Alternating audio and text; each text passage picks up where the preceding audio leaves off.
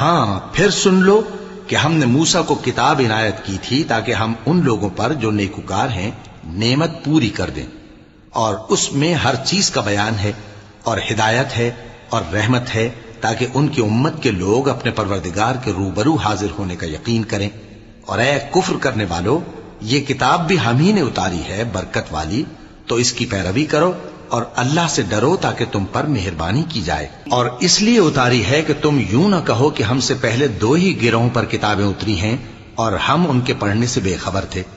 یا یہ نہ کہو کہ اگر ہم پر بھی کتاب نازل ہوتی تو ہم ان لوگوں کی نسبت کہیں سیدھے رستے پر ہوتے۔ سو اب تو تمہارے پاس تمہارے پروردگار کی طرف سے دلیل اور ہدایت اور رحمت آ گئی ہے، تو اس سے بڑھ کر ظالم کون ہوگا جو اللہ کی آیتوں کی تکذیب کرے اور ان سے لوگوں کو پھیرے۔